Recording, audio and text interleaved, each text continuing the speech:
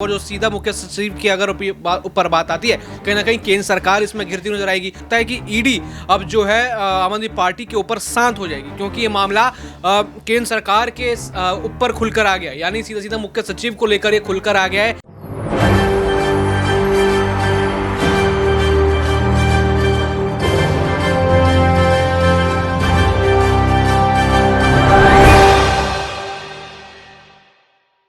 अमित शाह का मोहरा फंस चुका है।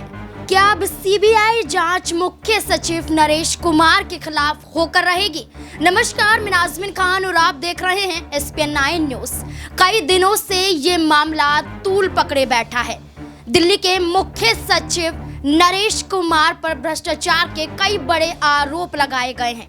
द्वारका एक्सप्रेसवे के जरिए मुआवजा बढ़ाने को लेकर अपने बेटे की कंपनी को फायदा पहुंचाया गया है। 850 करोड़ रुपए की लेन देन का मामला नरेश कुमार के खिलाफ देखा जा रहा है। आपको बता दें कि नरेश कुमार ने अपने पद का दुरुपयोग किया है, जिसके बाद आम आदमी पार्टी ने लगातार हल्ला बोलते हुए मुख्य सचिव को पद से हटाने की मांग की है। आपको बता दें कि यहाँ पर विजिलेंस मंत्री आतिशी ने एक रिपोर्ट, जो 650 पन्नों की रिपोर्ट है, आतिशी ने ये रिपोर्ट अरविंद केजरीवाल को भेजी और अरविंद केजरीवाल ने ये रिपोर्ट उपराज्यपाल वीके सक्सेना को भेजी। वीके सक्सेना की तरफ से अभी तो कोई बयान सामने नहीं आया है, लेकिन ये दावा किया जा रहा है कि अब ये रिपोर्ट सीबीआई अधिकारियों तक भी पहुंच चुकी है, जिस बात का दावा आम आदमी पार्टी करती हुई नजर आ रही थी कि अब जांच होनी चाहिए। इस पूरे मामले की जांच ईडी के हाथों में भी और सीबीआई के हाथों में भी होनी चाहिए और इसको लेकर एक रिपोर्ट सीबीआई अधिकारियों को सौंप दी गई है। सवाल यही बनते हैं कि केंद्र सरकार के अधीन मुख्य सचिव नरेश कुमार यहां अब बर्खास्त होते हुए नजर आएंगे। क्या नरेश कुमार के खिलाफ अब सरकारी एजेंसियां जांच करेंगी? तमाम सवाल के जवाब देने के लिए मेरे साथ मेरे सहयोगी बने हुए दौलत, आपका स्वागत है। दौलत, ये मामला तो आपने बीते कई दिनों से देखा होगा कि मुख्य सचिव पर आरोप है कि यहाँ पर 1 एकड़ जमीन, यहाँ पर करीबन 215 करोड़ की बात कही जा रही थी, लेकिन जब से नरेश कुमार इस पद पर आए उसके बाद से मुआवजा बढ़ता गया और बढ़ते बढ़ते 850 करोड़ का देखा जाता है। सीधे सीधे तौर पर उन्होंने अपनी बेटी की कंपनी को फायदा पहुंचाया है। अब ये पूरा मामला सीबीआई के हाथों तक पहुंच चुका है और केंद्र सरकार के अधीन होते हैं ये मुख्य सचिव और कहीं ना कहीं अमित शाह के करीबी माने जा रहे हैं, क्योंकि दबदबा दिल्ली में अमित शाह का ही केंद्र सरकार की तरफ से देखा जाता है। पुलिस प्रशासन अमित शाह के अंडर आते हैं, यहाँ पर मुख्य सचिव भी अमित शाह के अंडर कहीं ना कहीं है। तो क्या माना जाए कि ये अमित शाह के एक मोहरे के रूप में देखे जा रहे हैं, लेकिन अब उनका ही मोहरा अब यहाँ पर फंसता हुआ दिखाई दे रहा है। देखा जाए तो कहीं ना कहीं मुख्य सचिव के जरिए केंद्र सरकार पर बड़ा निशाना माना जा रहा है कि जिस तरीके से यहाँ पर दबदबा अपना दिल्ली में बनाना चाहते हैं, कहीं ना कहीं घोटाला करने के लिए दबदबा बनाया जा रहा है। ये बड़े आरोप केंद्र सरकार पर लग रहे हैं। वो मुख्य सचिव हैं दिल्ली के नरेश कुमार, यहाँ पर जब से उनकी यहाँ पर नियुक्ति हुई है तभी से ही हमने देखा था कि जो केजरीवाल हैं वो बवाल करने लग गए थे। और केजरीवाल की लड़ाई देखी जाए तो हमेशा दिल्ली में बैठे केंद्र के लोगों से होती रही है, चाहे वो प्रधानमंत्री नरेंद्र मोदी हो, चाहे वो लगातार 2 बार LG नए चुने गए हों, उनकी लड़ाई हमेशा अनिल बैजल समेत यहाँ पर वीके सक्सेना सबसे रहती है। और मुख्य सचिव के ऊपर उन्होंने ईडी सीबीआई कार्रवाई करने की मांग करी है। 560 पन्नों की जो ये रिपोर्ट है यहाँ पर ये सौंपी गई है, इसमें हो सकता है काफ़ी बड़े बड़े सबूत यहाँ पर हो मुख्य सचिव के खिलाफ। और जो सीधा मुख्य सचिव की अगर ऊपर बात आती है, कहीं ना कहीं केंद्र सरकार इसमें घिरती नजर आएगी। अब से पहले हम दिल्ली में क्या क्रम देख रहे थे कि दिल्ली की जो आम आदमी पार्टी है उनके नेता ही लगातार फंस रहे थे।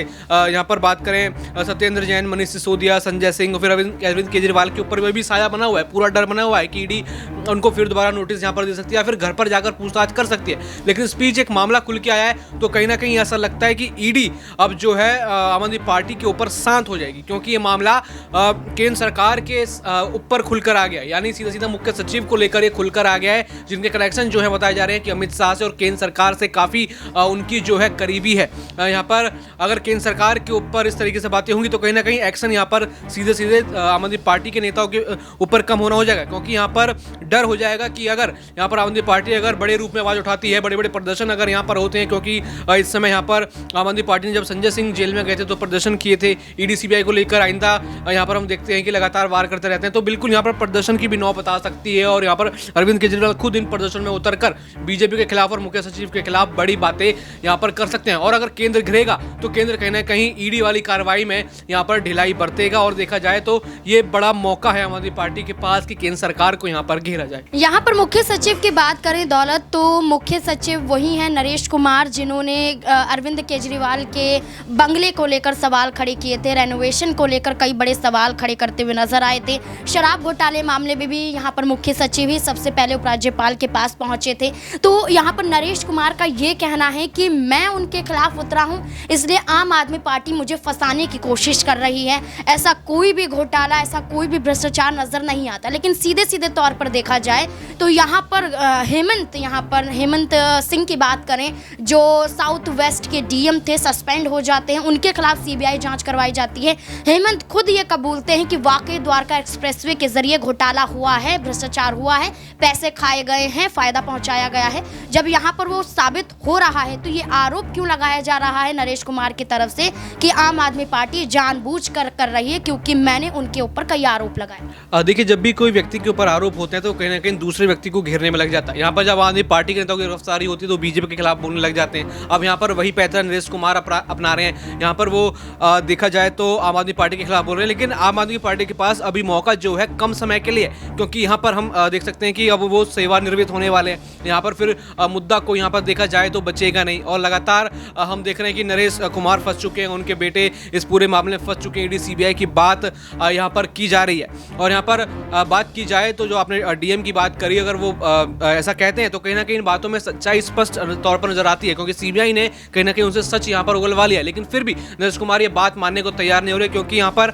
आम आदमी पार्टी को फुल एक्शन में आना पड़ेगा। उनको यहाँ पर जो है पूरी तरीके से केंद्र सरकार समेत यहाँ पर मुख्य सचिव को घेरना होगा, क्योंकि यहाँ पर आम आदमी पार्टी के साथ भी ऐसा ही हुआ था। उनके ऊपर केस लगे तो बीजेपी प्रदर्शन पर आ गई। जब उनका नया घर बना, यहाँ पर सेम आवास की बात जहाँ पे हम कर रहे हैं, प्रदर्शन बीजेपी लगातार करने लगी। शराब नीति जब नई नई आई थी तब बीजेपी हर गली मोहल्ले में नुक्कड़ पे प्रदर्शन कर रही थी। तो आम आदमी पार्टी को भी कहीं ना कुछ ना कुछ यहाँ पर सीखना होगा। चुनाव करीब है, कुछ तो फायदा इन चीज़ से यहाँ पर उठाना होगा, क्योंकि राजनीति में सब एक दूसरे का फायदा यहाँ पर उठाते हैं। कोई भी भ्रष्टाचार का मुद्दा आए, जांच से पहले लोग फायदा उठाना शुरू कर देते हैं। यही नीति आम आदमी पार्टी की, यही नीति बीजेपी की है, और कांग्रेस भी कुछ इससे अलग नहीं, सबकी नीति यही होती है। तो यहाँ पर सबसे पहले तो भ्रष्टाचार हुआ है तो उसका उजागर होना चाहिए, जिसने ये किया उसको सजा मिलनी चाहिए। और इस बीच आम आदमी पार्टी को कहीं ना कहीं अपनी एक्टिवनेस और बढ़ानी चाहिए। जो आम आदमी पार्टी को घेर रही थी, घोटाले के आरोप लगा रही थी, अब ये कहना गलत नहीं होगा कि पासा उल्टा पड़ता हुआ नजर आ रहा है। अब भारतीय जनता पार्टी ही मुख्य सचिव के जरिए फंस जाएगी, क्योंकि अभी तक भ्रष्टाचार के आरोप आम आदमी पार्टी पर लगाते हुए भारतीय जनता पार्टी ये कह रही थी कि भ्रष्टाचारी पार्टी है, इसे दिल्ली से हट जाना चाहिए। लेकिन दिल्ली में जहां पैर पसारने की कोशिश की जा रही थी, वहीं भारतीय जनता पार्टी अब मुख्य सचिव के जरिए फंस गई है। क्या ये मानना सही होगा?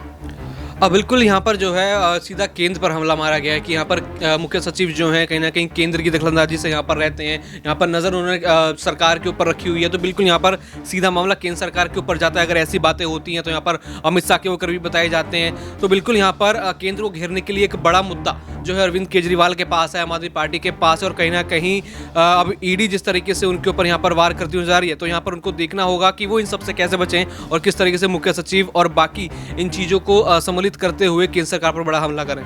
जी बिल्कुल, अब यहाँ पर ये देखना होगा कि सीबीआई को रिपोर्ट सौंप दी गई है। अब क्या मुख्य सचिव के खिलाफ सीबीआई अधिकारी कोई बड़ी जांच करते हुए नजर आएंगे? क्या भारतीय जनता पार्टी मुख्य सचिव के जरिए फंसती हुई नजर आएगी? इस मुद्दे को लेकर, मुख्य सचिव के इस घोटाले को लेकर क्या कुछ लगता है आपको? कमेंट सेक्शन में जरूर बताएं।